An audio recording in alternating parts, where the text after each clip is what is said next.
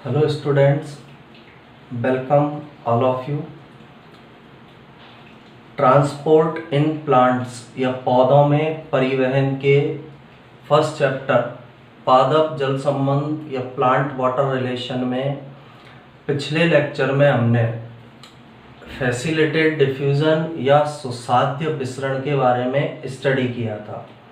उससे पहले हमने डिफ्यूज़न पढ़ा था, ऑस्मोसिस पढ़ा था, यानी प्लांट्स में जो शॉर्ट डिस्टेंस तक जो पदार्थों का परिवहन होता है वो इन तरीकों से संपन्न होता है। तो डिफ्यूज़न द्वारा या ऑस्मोसिस द्वारा या फिर हो सकता है फैसिलिटेड डिफ्यूज़न के द्वारा, या फोर्थ टाइप किस तरह से हो सकता है एक्टिव ट्रांसपोर्ट या सक्रिय परिवहन के द्वारा। सिंपल डिफ्यूज़न हमने पढ़ा है, उसके अंदर एनर्जी की रिक्वायरमेंट नहीं होगी। फैसिलिटेड डिफ्यूज़न जो पढ़ा है सुसाध्य विसरण, उसके अंदर भी एनर्जी की रिक्वायरमेंट नहीं होती है। लेकिन जो अगला तरीका है पौधों में ट्रांसपोर्टेशन का, एक्टिव ट्रांसपोर्ट या सक्रिय परिवहन, इसके नाम के अंदर ही है एक्टिव ट्रांसपोर्ट, यानी ऐसा परिवहन जिसके अंदर एनर्जी की रिक्वायरमेंट होती है। अब यह एनर्जी की रिक्वायरमेंट क्यों होती है? क्योंकि अभी तक जो हमने ट्रांसपोर्टेशन पढ़े थे वो हायर कंसंट्रेशन से लोअर कंसंट्रेशन की ओर थे, उच्च सांद्रता से निम्न सांद्रता की ओर थे।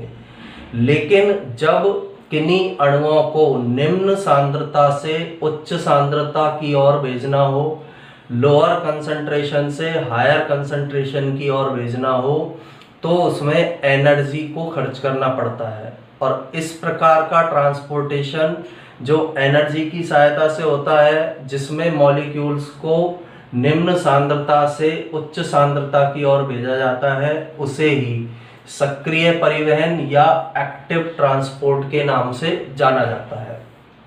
तो पहला तो मेन डिफरेंस इनके अंदर एनर्जी का है। दूसरा, जो एक्टिव ट्रांसपोर्ट है उसके अंदर कुछ पंप मॉलिक्यूल्स काम में आते हैं। पंप मॉलिक्यूल्स एक टाइप के प्रोटीन्स होते हैं। उन प्रोटीन्स की हेल्प से मॉलिक्यूल्स को लोअर कंसंट्रेशन से हायर कंसंट्रेशन की ओर या निम्न सांद्रता से उच्च सांद्रता की ओर भेजा जाता है। तो आज का जो हमारा टॉपिक है लेक्चर का वो है एक्टिव ट्रांसपोर्ट, या हिंदी में इसे सक्रिय परिवहन के नाम से भी जाना जाता है। अब एक्टिव ट्रांसपोर्ट में सबसे फर्स्ट पॉइंट क्या है? एक्टिव ट्रांसपोर्ट में एक तो एनर्जी का यूज होगा, दूसरा इसके अंदर पंप मॉलिक्यूल्स यूज होते हैं, और ये दोनों सांद्रता प्रवणता के विरुद्ध होते हैं। सांद्रता प्रवणता के विरुद्ध इसलिए बोला है क्योंकि यहाँ मॉलिक्यूल्स को उनकी कम सांद्रता से अधिक सांद्रता की ओर भेजा जाता है, मॉलिक्यूल्स की कम मात्रा से अधिक मात्रा की ओर भेजा जाता है। इसे बोला जाता है सांद्रता प्रवणता के विरुद्ध जाना। तो फर्स्ट पॉइंट इसका ये, जो एक्टिव ट्रांसपोर्ट है, इसमें सबसे पहले तो यूजेज ऑफ एनर्जी, ऊर्जा का उपयोग होगा। सेकंड, पंप मॉलिक्यूल्स,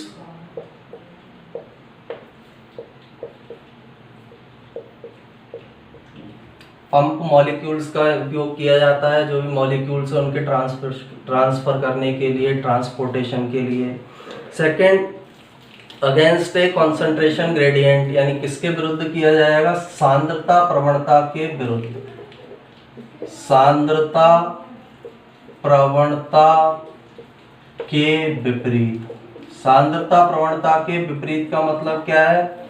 जो मॉलिक्यूल्स हैं उनको कम सांद्रता से किधर भेजा जाता है? इसमें अधिक सांद्रता की ओर भेजा जाता है। जो भी मॉलिक्यूल्स हैं, अणु है, उनको उनकी कम सांद्रता से अधिक सांद्रता की ओर यहाँ ट्रांसपोर्टेशन किया जाता है, उन अणुओं को भेजा जाता है। इसलिए इसे बोला जाता है सांद्रता प्रवणता के विपरीत। कम सांद्रता से अधिक सांद्रता की ओर इनका ट्रांसफर या ट्रांसपोर्टेशन किया जाता है। तो यूजेज ऑफ एनर्जी होगा, पंप मॉलिक्यूल्स काम में आते हैं, सांद्रता प्रवणता के विरुद्ध ये काम करते हैं, एनर्जी भी और पंप मॉलिक्यूल्स भी। दूसरा, जो सक्रिय परिवहन है, यह विशेष प्रकार के मेम्ब्रेन प्रोटीन के द्वारा होता है। सेकंड, विशेष प्रकार के झिल्ली प्रोटीन द्वारा संपन्न। अब यह झिल्ली का मतलब हमें याद रखना है कोशिका झिल्ली, जो सेल मेम्ब्रेन पाई जा रही है उसमें विशेष प्रकार के प्रोटीन पाए जाते हैं। उन विशेष प्रकार के प्रोटीन के द्वारा, कोशिका झिल्ली के विशेष प्रकार के प्रोटीन के द्वारा एक्टिव ट्रांसपोर्ट या सक्रिय परिवहन की क्रिया को संपन्न किया जाता है। अब यहाँ विशेष प्रोटीन काम में आ रहे हैं, इसलिए यहाँ जो झिल्ली के प्रोटीन है वो एक्टिव ट्रांसपोर्ट में एक डिफरेंट टाइप के प्रोटीन, झिल्ली के जो प्रोटीन है वो इम्पोर्टेंट रोल प्रोवाइड करते हैं। उनकी एक प्रमुख भूमिका होती है। और जब हमने फैसिलिटेड डिफ्यूजन पढ़ा था उसमें भी हमने पढ़े थे पोरिन्स, वो भी एक प्रोटीन है। तो इससे हमें क्या पता चलता है कि जो झिल्ली के प्रोटीन है या कोशिका झिल्ली के जो प्रोटीन है, कोशिका झिल्ली के प्रोटीन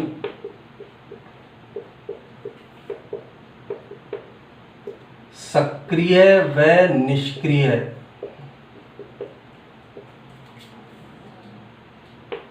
दोनों प्रकार के परिवहन में महत्वपूर्ण भूमिका निभाते हैं।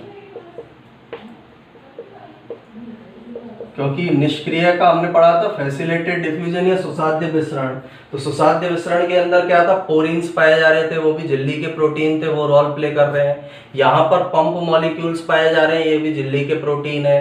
तो जो कोशिका झिल्ली के प्रोटीन है, सक्रिय परिवहन में भी इनकी महत्वपूर्ण भूमिका होती है और निष्क्रिय परिवहन में भी इनकी महत्वपूर्ण भूमिका होती है। झिल्ली के प्रोटीन सक्रिय और निष्क्रिय दोनों परिवहन में महत्वपूर्ण भूमिका निभाते हैं। अब जो पंप मॉलिक्यूल्स हमने ऊपर लिखा है, पंप मॉलिक्यूल्स प्रोटीन होते हैं जो एनर्जी का यूज करते हैं और सब्सटेंस को झिल्ली के आर पार ले जाते हैं। पंप मॉलिक्यूल्स क्या हैं?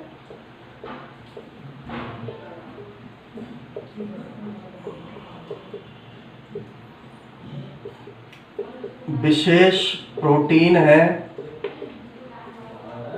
विशेष प्रोटीन जो ऊर्जा का उपयोग करके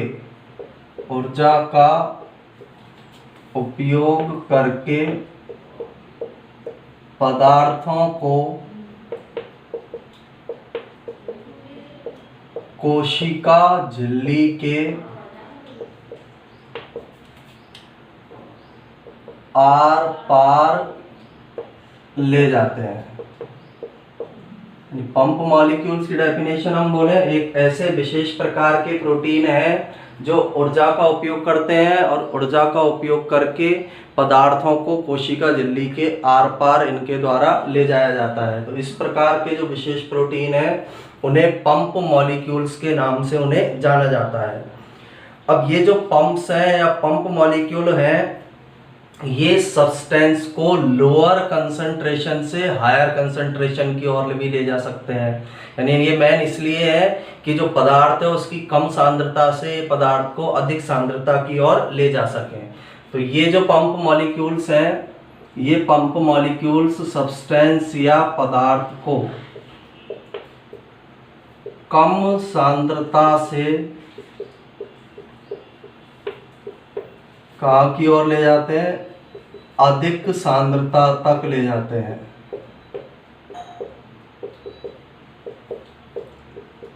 और इस प्रकार का जो ट्रांसपोर्ट होता है उसे अपहिल ट्रांसपोर्ट कहते हैं। यानी जब सब्सटेंस या पदार्थ का ऐसा परिवहन जिसमें वह अपनी कम सांद्रता से अधिक सांद्रता की ओर जाता है, उसे अपहिल ट्रांसपोर्ट के नाम से, अपहिल परिवहन के नाम से उसे जाना जाता है। तो ये सिंपल सा ये है कि ये जो पंप प्रोटीन्स हैं, इस प्रकार के विशेष प्रोटीन है जो पदार्थ को कम सांद्रता से अधिक सांद्रता की ओर लेकर जाएंगे। अब कम से अधिक की ओर जा रहे हैं, इसीलिए यहाँ एनर्जी की रिक्वायरमेंट होती है। और इस प्रकार का जो ट्रांसपोर्ट या परिवहन है उसे किस नाम से जाना जाता है? अपहिल ट्रांसपोर्ट के नाम से जाना जाता है। अब जो एक परिवहन है, इस ट्रांसपोर्ट की रेट या दर उस समय पर मैक्सिमम होती है जब सभी प्रकार के पंप मॉलिक्यूल्स या प्रोटीन ट्रांसपोर्टर जो है उनका यूज लिया जाता है। यहाँ पर जो ट्रांसपोर्ट की रेट या दर है या परिवहन की जो दर है वह अधिकतम किस कंडीशन में होगी, जब जितने भी झिल्ली के अंदर जो प्रोटीन ट्रांसपोर्टर्स पाए जा रहे हैं या पंप मॉलिक्यूल्स पाए जा रहे हैं, जब कोशिका झिल्ली के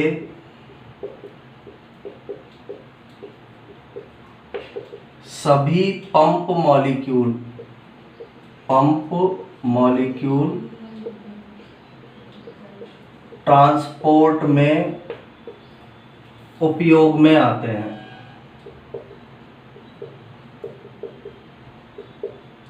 यानी एक्टिव ट्रांसपोर्ट कब अधिकतम होगा, जब कोशिका झिल्ली के अंदर जितने भी पंप मॉलिक्यूल पाए जा रहे हैं वो सभी प्रकार के पंप मॉलिक्यूल का यूज किया जा रहा है ट्रांसपोर्ट प्रोसेस के अंदर, ट्रांसपोर्ट प्रक्रिया के अंदर, उस समय इस एक्टिव ट्रांसपोर्टेशन या सक्रिय परिवहन की जो दर है वह अधिकतम होगी। इसी कंडीशन को हम बोलते हैं सैचुरेटेड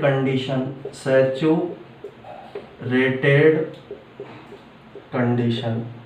ये हमने फैसिलिटेटेड डिफ्यूजन के अंदर भी पढ़ा था, वहाँ भी पढ़ा था। जब सारे पोरीन्स काम में आते हैं तो फैसिलिटेटेड डिफ्यूजन सबसे ज़्यादा होता है। इसी तरह से सक्रिय परिवहन सबसे ज़्यादा कब होगा, जब कोशिका झिल्ली के सभी पंप मॉलिक्यूल्स या प्रोटीन ट्रांसपोर्टर, इन्हीं को हम बोल सकते हैं प्रोटीन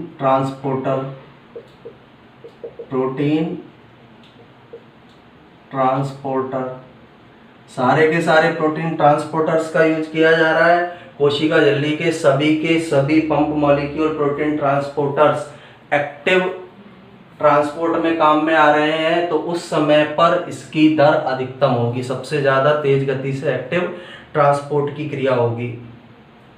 अब एंजाइम की तरह ही जो कैरियर प्रोटीन है वो विशिष्ट होते हैं। जैसे एक विशेष एंजाइम विशेष क्रिया कारक पर कार्य करता है, वैसे ही जो पंप मॉलिक्यूल या प्रोटीन ट्रांसपोर्टर्स जो है, कैरियर प्रोटीन जो है वो विशिष्ट होते हैं और एक विशेष प्रकार के पदार्थ को लेकर जाते हैं। तो नेक्स्ट इसका पॉइंट क्या होगा, ये प्रोटीन ट्रांसपोर्टर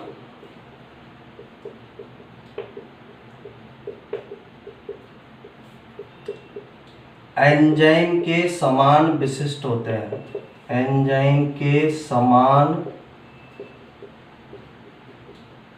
विशिष्ट होते हैं। विशिष्ट का मीनिंग याद रखना है, जिस तरह से एक विशेष एंजाइम एक विशेष क्रिया कारक पर कार्य करता है, उसी प्रकार से ये जो प्रोटीन मॉलिक्यूल है एक विशेष प्रकार के पदार्थ को ले जाने का कार्य करते हैं। ऐसा नहीं होगा कि कोई भी प्रोटीन ट्रांसपोर्टर किसी भी प्रकार के पदार्थ को ले जाएगा। हर प्रकार के पदार्थ के लिए अलग अलग प्रकार के प्रोटीन ट्रांसपोर्टर पाए जाते हैं। जैसे एंजाइम विशिष्ट होते हैं, उसी तरह से प्रोटीन ट्रांसपोर्टर या पंप मॉलिक्यूल्स भी विशिष्ट होते हैं। इसके अलावा जो ये प्रोटीन ट्रांसपोर्टर है या ये जो प्रोटीन है, ये प्रोटीन जो संदमक होते हैं या इनहिबिटर या हिंदी में इन्हें बोला जाता है संदमक होते हैं जो किसी क्रिया को रोक देते हैं। जैसे एंजाइम की क्रिया को रोकने वाले पदार्थ क्या कहलाते हैं, इनहिबिटर या संदमक। वैसे ये प्रोटीन भी इनहिबिटर के लिए रिएक्ट करते हैं, यानी ये प्रोटीन इनहिबिटर या संदमक से क्या होते हैं, प्रभावित होते हैं। और ऐसे संदमक से ये प्रभावित होंगे, इस प्रकार के इनहिबिटर से प्रभावित होंगे जो प्रोटीन की जो चेन्स है, प्रोटीन की श्रृंखला पर जो कार्य करते हैं। यानी ऐसे संदमक जो प्रोटीन चेन पर, प्रोटीन बने हुए अमीनो अम्लों की चेन से, तो इन अमीनो अम्लों की चेन पर जो क्रिया करेंगे उन इनहिबिटर या संदमक से ये जो प्रोटीन्स हैं ये प्रभावित होते हैं। ये प्रोटीन्स उन इनहिबिटर के लिए सेंसिटिव होते हैं।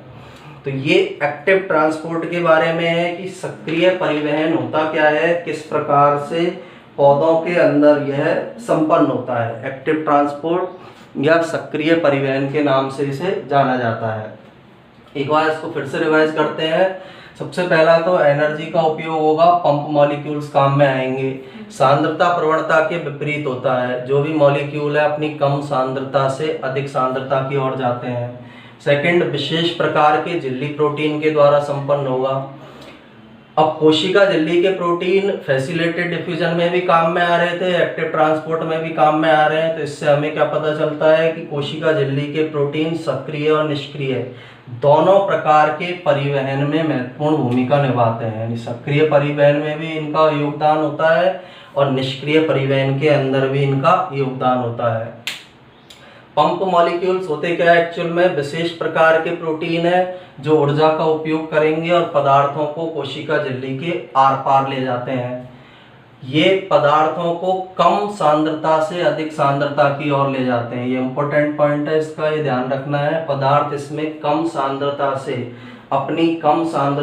अपनी अधिक सांद्रता की ओर गति करता है। और इस प्रकार का जो ट्रांसपोर्ट है उसे किस नाम से जाना जाता है? अपहिल ट्रांसपोर्ट के नाम से इसे जाना जाता है। इसमें परिवहन की या सक्रिय परिवहन की दर अधिकतम कब होगी? जब कोशिका झिल्ली के सभी पंप मॉलिक्यूल ट्रांसपोर्ट में काम में आएंगे या प्रोटीन ट्रांसपोर्टर काम में, जब सभी सारे के सारे जो कोशिका झिल्ली में उपस्थित हैं वो जब उपयोग में आते हैं तो सक्रिय परिवहन की दर अधिकतम होगी। इस तरह की कंडीशन को बोला जाता है सैचुरेटेड कंडीशन। इसके बारे में हम फैसिलिटेटेड डिफ्यूजन या सुसाध्य विसरण में भी पढ़ चुके हैं। ये प्रोटीन ट्रांसपोर्टर जो है या प्रोटीन मॉलिक्यूल ट्रांसपोर्टर जो है एंजाइम के समान विशिष्ट होते हैं। यानी जिस तरह से एंजाइम विशेष प्रकार के क्रियाकारक पर कार्य करते हैं, विशेष क्रिया को करते हैं, उसी तरह से ये जो प्रोटीन है विशेष प्रकार के अणुओं को ट्रांसपोर्ट करने में या सक्रिय परिवहन करने में सहायक है। ये प्रोटीन इनहिबिटर से प्रभावित होते हैं। ऐसे रासायनिक पदार्थ या ऐसे पदार्थ जो प्रोटीन की अमीनो अम्ल श्रृंखला को इफेक्ट करते हैं, उन पर क्रिया करते हैं, उन इनहिबिटर से ये प्रभावित होते हैं। यानी उनके लिए ये जो प्रोटीन है, पंप मॉलिक्यूल्स है, ये सेंसिटिव होते हैं। वो इनकी क्रियाओं को कम या ज़्यादा कर सकते हैं।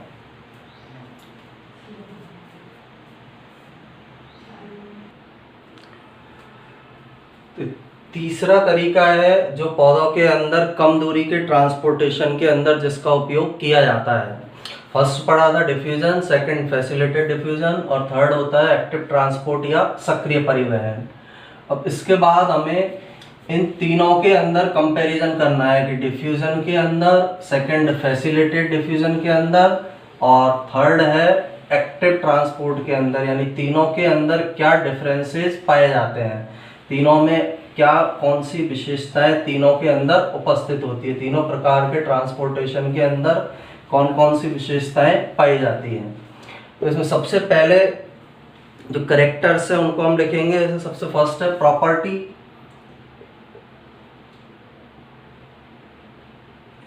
या इसको हम बोल सकते हैं गुण। सेकंड, तीनों टाइप के जो ट्रांसपोर्ट हमने पढ़े हैं, फर्स्ट तो कौन सा है? Simple diffusion.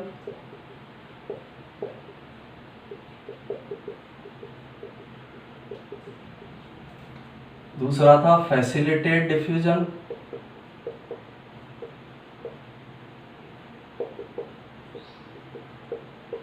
और थर्ड जो आज पढ़ा है एक्टिव ट्रांसपोर्ट।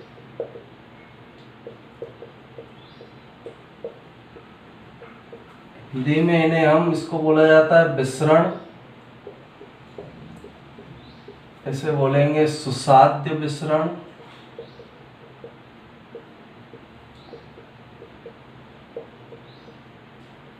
और इसे बोला जाता है सक्रिय परिवहन। सबसे फर्स्ट जिनकी प्रॉपर्टी है, सबसे पहली property require special membrane protein, यानी स्पेशल मेम्ब्रेन प्रोटीन की आवश्यकता होती है या नहीं होती है। पहला इसकी क्वालिटी रिक्वायर्स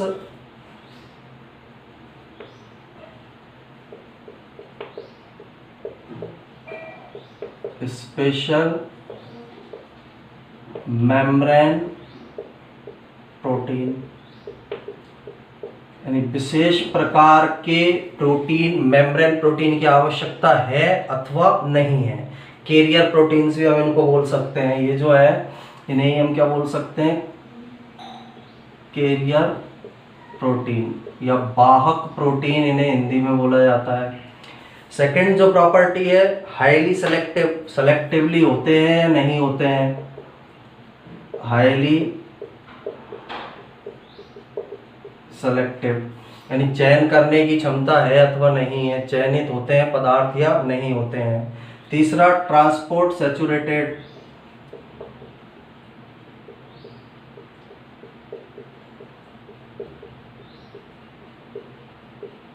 ट्रांसपोर्ट सैचुरेटेड का मतलब है कि सैचुरेटेड ट्रांसपोर्ट होगा या नहीं होगा, सैचुरेशन इफेक्ट यहाँ पर पाया जाएगा या नहीं पाया जाएगा। इसी को हम बोल सकते हैं सैचुरेशन इफेक्ट। अभी पढ़ा था हमने थोड़ी देर पहले, सैचुरेशन इफेक्ट, सैचुरेशन प्रभाव पाया जाता है या नहीं पाया जाता है। फोर्थ प्रॉपर्टी होती है uphill transport, uphill transport. Uphill transport अभी पढ़ा है, लो कंसंट्रेशन से अणुओं का कहाँ की ओर जाना, हाई कंसंट्रेशन की ओर जाना, निम्न सांद्रता से उच्च सांद्रता की ओर जाना। और फिफ्थ होता है रिक्वायर्स एटीपी एनर्जी,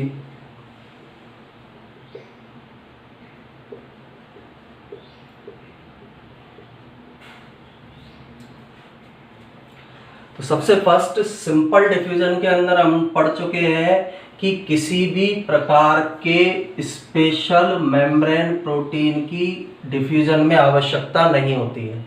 विसरण में जनरली सिंपल वे में होता है, अणु अपनी उच्च सांद्रता से निम्न सांद्रता की ओर गमन कर जाते हैं। तो require special membrane protein diffusion में आ जाएगा नो। यहाँ पर किसी भी प्रकार के मेम्ब्रेन प्रोटीन या कैरियर प्रोटीन की आवश्यकता नहीं होती है। फैसिलिटेड डिफ्यूजन में हम पढ़ चुके हैं पोरीन्स की आवश्यकता होती है, इसलिए यहाँ आएगा यस, क्योंकि पोरीन्स के थ्रू होता है। एक्टिव ट्रांसपोर्ट के अंदर अभी हमने पढ़ा है कि इनके अंदर पंप मॉलिक्यूल्स प्रोटीन की आवश्यकता होती है, तो विशेष प्रकार के मेम्ब्रेन प्रोटीन की इनमें क्या होगी, रिक्वायरमेंट। पहला वाला है रिक्वायर स्पेशल मेम्ब्रेन प्रोटीन या कैरियर प्रोटीन यानी वाहक प्रोटीन की आवश्यकता होगी या नहीं होगी। विसरण में वाहक प्रोटीन की आवश्यकता नहीं होती है, फैसिलिटेड डिफ्यूजन में होगी, पोरीन के रूप में होते हैं वाहक प्रोटीन। और एक्टिव ट्रांसपोर्ट में जो वाहक प्रोटीन है वो किस रूप में होते हैं, पंप मॉलिक्यूल्स के रूप में होते हैं।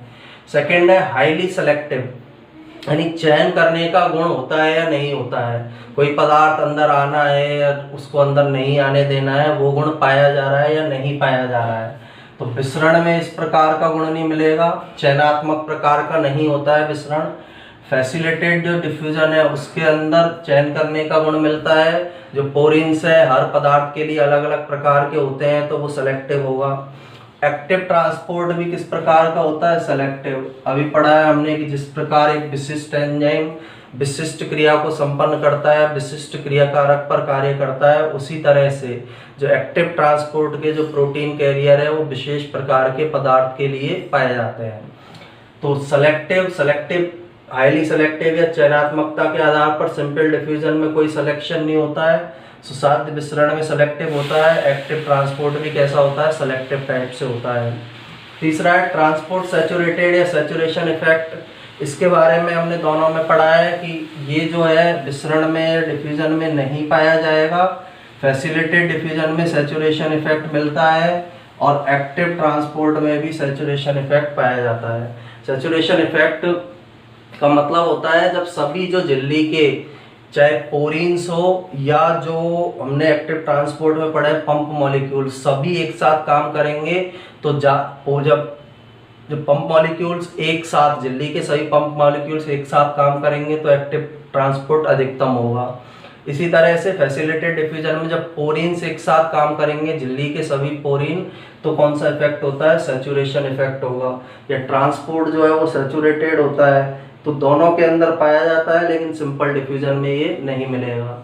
अपहिल ट्रांसपोर्ट यानी लो कंसंट्रेशन से हाई कंसंट्रेशन की ओर जाना, पदार्थ का निम्न सांद्रता से उच्च सांद्रता की ओर जाना, डिफ्यूजन के अंदर नहीं मिलेगा, फैसिलिटेड डिफ्यूजन में नहीं मिलेगा, इसमें नो नहीं मिलेगा। एक्टिव ट्रांसपोर्ट के अंदर ये पाया जाता है, क्योंकि वह एनर्जी का यूज करके या ऊर्जा का उपयोग करके पदार्थों को उनकी निम्न सांद्रता से उच्च सांद्रता की ओर भेजा जाता है। इसके बाद रिक्वायर्स एटीपी एनर्जी, इसके बारे में ये पढ़ चुके हैं। विसरण के अंदर किसी प्रकार की एनर्जी की रिक्वायरमेंट नहीं होगी। सुसाध्य विसरण में भी कोई एनर्जी की रिक्वायरमेंट नहीं होती है, जबकि जो एक्टिव ट्रांसपोर्ट है उसके अंदर एनर्जी या ऊर्जा की आवश्यकता होती है। तो ये तीनों प्रकार के जो हमने ट्रांसपोर्टेशन के तरीके पौधों में छोटी दूरी तक पढ़े हैं उनका एक कंपैरिजन है कि सिंपल डिफ्यूजन में जो भी प्रॉपर्टी है एक भी नहीं मिलेगी, जबकि फैसिलिटेटेड डिफ्यूजन में एक तो अपहिल ट्रांसपोर्ट नहीं मिलता है, एटीपी की रिक्वायरमेंट नहीं होगी, जबकि पांचों प्रॉपर्टी या गुण जो है वो किसके अंदर पाए जाते हैं, एक्टिव ट्रांसपोर्ट या सक्रिय परिवहन के अंदर पाए जाते हैं। तो तीनों टाइप के छोटी दूरी तक जो पौधों के अंदर ट्रांसपोर्ट हो रहा है या परिवहन हो रहा है उनका एक कंपैरिजन या तुलनात्मक विवरण हमने इसके अंदर स्टडी किया है। इसके बाद नेक्स्ट लेक्चर के अंदर हम इसी प्लांट वाटर रिलेशन को आगे कंटिन्यू करेंगे। उसके अंदर वाटर के रोल को वाटर किस तरह से इम्पोर्टेंट रोल प्ले करता है पादप कोशिका में। मेनली अभी हम प्लांट फिजियोलॉजी पढ़ रहे हैं, इसलिए प्लांट सेल में किस तरह से एक इम्पोर्टेंट रोल प्ले करेगा उसके बारे में हम स्टडी करेंगे कि प्लांट का जो मेजर पार्ट है सेल का वो वाटर होता है, प्रोटोप्लास्ट का मेजर पार्ट है। एक ऑस्मोसिस प्रोसेस है, परासरण की क्रिया है, उसकी स्टडी भी हम नेक्स्ट लेक्चर के अंदर करेंगे। और इसी प्रकार के अन्य लेक्चर्स को देखने के लिए आप YouTube channel biology by Rajesh Khandelwal को सब्सक्राइब कर सकते हैं। सेकंड, यदि किसी को टॉपिक से रिलेटेड कोई क्वेश्चन पूछना हो तो कमेंट जो सेक्शन है उसके अंदर आप उस क्वेश्चन को पूछ सकते हैं, जिससे कि आपका वो क्वेश्चन सॉल्व हो जाए। Thank you.